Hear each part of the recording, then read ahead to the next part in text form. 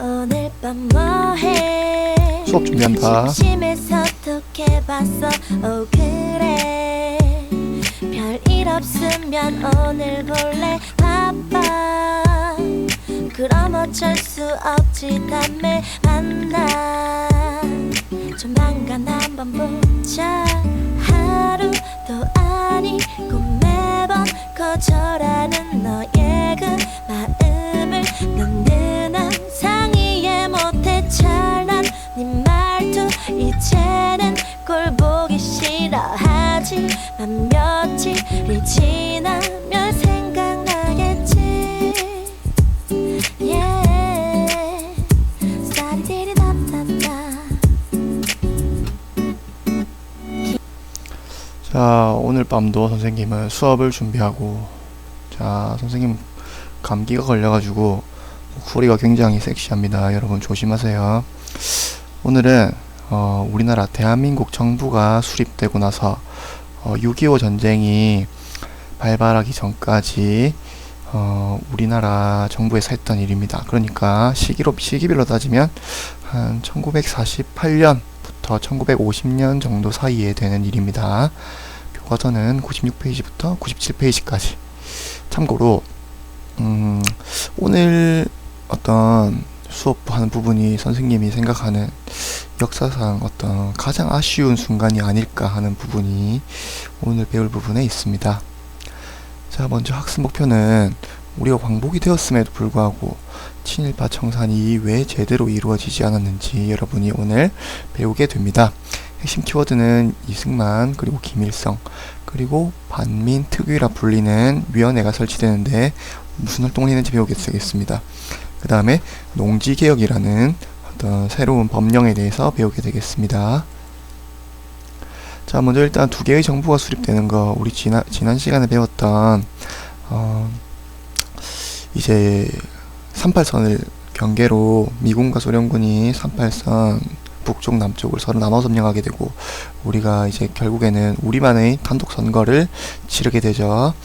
자, 그래서 7월 17일 제헌절입니다. 우리 남한만의 헌법이 제정되는 날이죠. 제헌절 몇 년 전까지만 해도 쉬었는데 이제는 제헌절이 쉬는 날이 아니겠습니다. 그 다음에 48년 8월 15일 대한민국 정부가 수립되고 초대 대통령으로는 이승만 대통령이 뽑히게 되죠. 8월 15일 우리가 광복절과 똑같은 날입니다. 광복절은 1945년 8월 15일, 정부 수립은 48년 8월 15일입니다. 그리고 북한도 정부가 수립됩니다. 북한은 조선민주주의인민공화국이라는 국명을 사용하고 김일성을 이제 초대 수상으로 합니다. 그래서 이제 완벽하게 두 개의 정부로 나뉘어서 지금까지 이어지고 있는 상황입니다. 자, 참고로 이승만 대통령에 대해서 조금 알아보고 갑시다. 이승만 대통령은 전주이씨고 우리 조선 왕조가 전주이시죠. 자, 이승만 대통령은 양녕대군, 우리 세종대왕이 충녕대군이죠. 태종의 셋째 아들이 세종이고 태종의 첫째 아들이 양녕대군입니다. 흔히 우리가 알려진 이야기로는 셋째 동생이 똑똑하니까 자기가 어떤 미친 짓을 많이 해서 세자 자리에서 일부러 쫓겨났다 이런 말이 있지만 사실 그럴 리가 없다고 선생님은 생각합니다. 자, 그리고 처음에는 젊을 때는 독립협회에 참여했다가 나중에 미국에 건너가서 석박사를 취득하고 우리나라 임시정부 초대 대통령으로 부임했었는데 이 사람이 우리나라한테 일본의 식민 통치를 받는 것보다 국제연맹이라 불리는 이 유엔의 어떤 모태가 되는 기구입니다. 국제연맹에 우리나라를 대신 다스려 달라고 하자라고 신청을 하는데 이것 때문에 우리나라 독립운동가들 사이에서 엄청난 탄핵을 받아서 임시정부 대통령에서 내려오게 됩니다.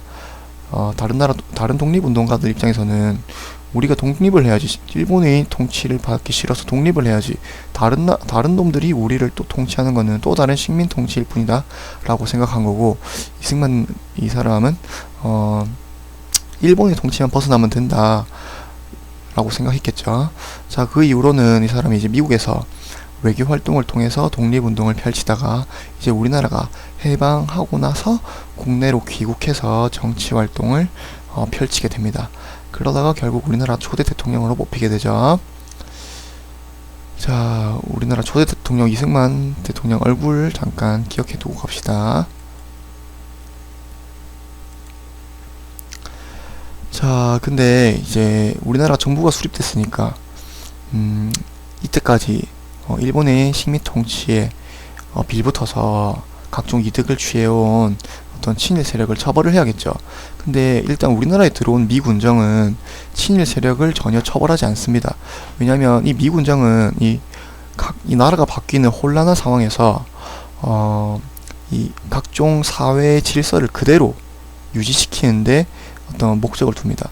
그래서 우리나라 사람들 중에 일본에 붙어서 경찰 활동했던 사람들, 뭐 일본 밑에서 관리를 했던 사람들 다 그대로 둡니다. 그대로 두고 너희들 사회를 혼란시키지 않게 그대로 활동을 해라. 일단 그래서 그대로 사용을 합니다.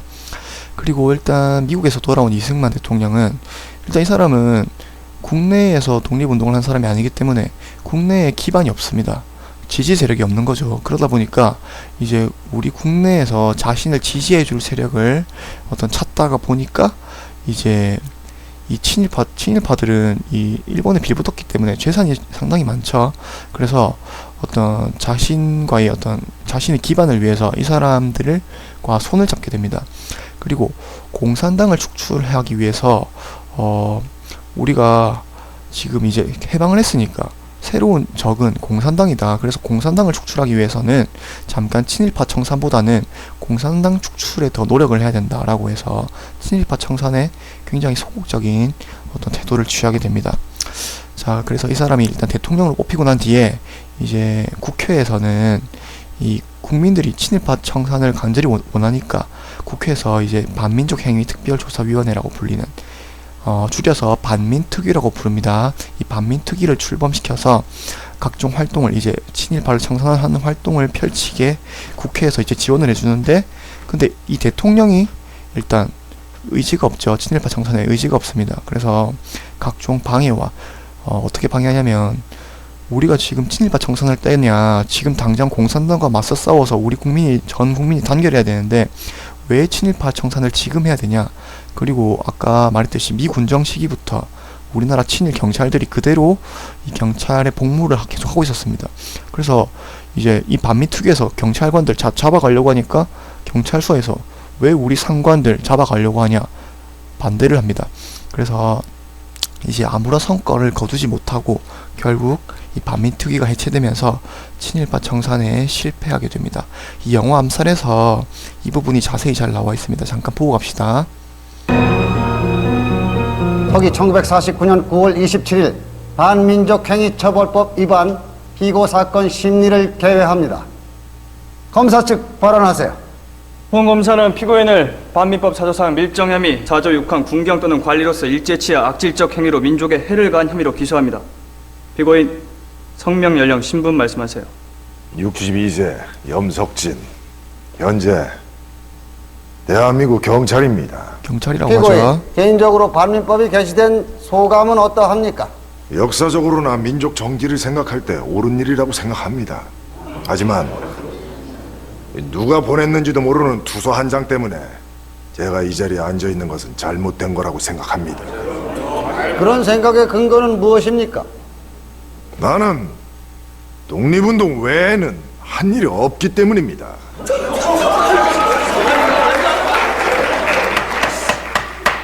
홍 검사는 피고인이 1933년 강인구 카와구치 마모루 암살 사건 당시 상해에서 파견된 독립군 셋의 정보를 일본에 넘긴 혐의를 입증할 증인을 요청하겠습니다. 증인이 입장시키세요.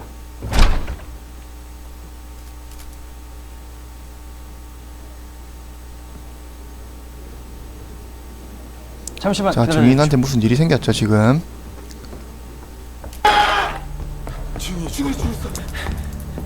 자, 재판에 출두해야 될 증인이 지금 살해된 상태로 발견되죠.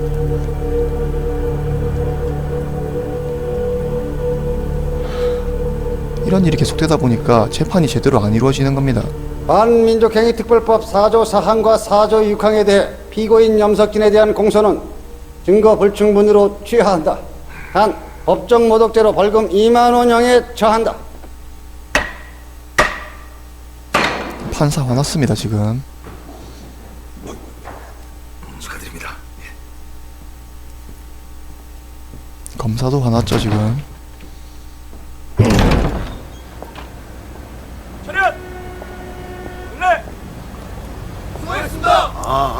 됐어. 자, 제가 차로 모시겠습니다. 아니야. 좋은 세상이잖아. 좀 걷고 싶은데. 그럼 저도 같이. 이 사람 고독에 방해되네. 네, 알겠습니다. 가지.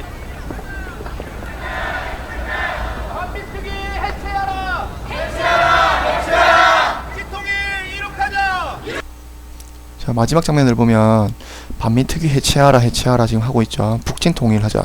그러니까 정부에서는 공산당이 가장 큰 적이니까 지금 공산당을 축출하는 게 가장 큰 목표니까 우리끼리 단결을 해야 된다. 그래서 친일파를 청산할 때가 지금이 아니라는 겁니다. 그래서 이때 친일파가 청산이 되지 못하고 지금도 상당수의 친일파들이 굉장히 배를 두드리면서 잘 먹고 잘 사는 현실이고, 우리나라 독립운동가들의 자손들은 굉장히 힘들고 어렵게 살고 있습니다. 지금도. 자, 그 다음은 농지개혁이라고 합니다. 자, 일제시대 때 우리 배웠죠. 각종 수탈들, 토지조사사업 1910년대, 그리고 1920년대 산미증식교획 같은 거, 1930년대에 가면 이제 쌀을 강제로 우리나라 농민들에게 강제로 전쟁에 사용하기 위해서 강제로 가져가게 되고, 자, 그러면서 우리나라 농민들은 대부분 이제 소작농으로 전락합니다. 소작농은 자신의 땅이 없이 다른 사람의 땅을 빌려서 농사를 지어야 되는 그런 사람들을 소작농이라고 하죠. 자, 그래서 이 국민들의 대다수를 차지하는 이 소작농들은 이 가장 큰 염원은 자기 땅을 갖는 겁니다. 자기 땅을. 그래서 이 새로운 세상, 이제 광복이 됐으니까 새로운 정부가 들어섰죠. 이제 정부는 그래서 이 농민들의 큰 염원을 들어주기 위해서 농지개혁법이라는 법을 마련합니다. 그래서 유상몰수, 유상분배라는 원칙을 사용하는데, 유상몰수는 뭐냐면 이제 땅 많은 사람들의 토지를 돈을 주고 정부에서 사들이는 겁니다.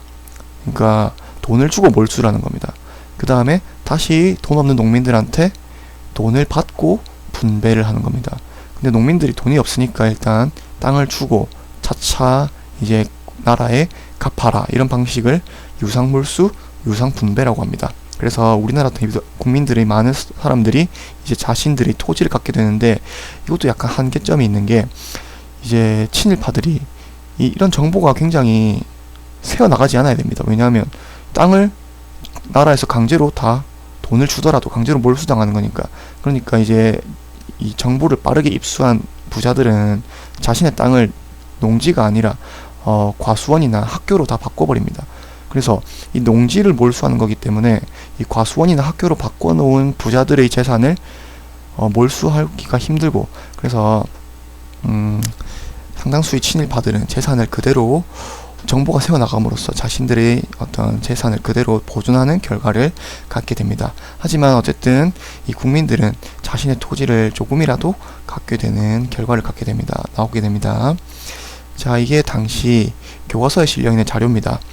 이제 농지개혁이 실시되는 1949년 정도가 되면 자작지, 자신의 농사를 짓는 땅입니다. 자기 땅을 농사 짓는, 이 자작지가 점점 늘어나고 소작지는 점점 줄어드는 결과를 보이게 되죠.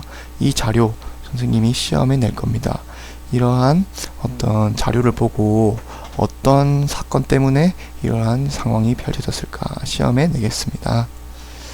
자, 다들 수업 듣느라 고생 많았고 수업 시간에 보겠습니다.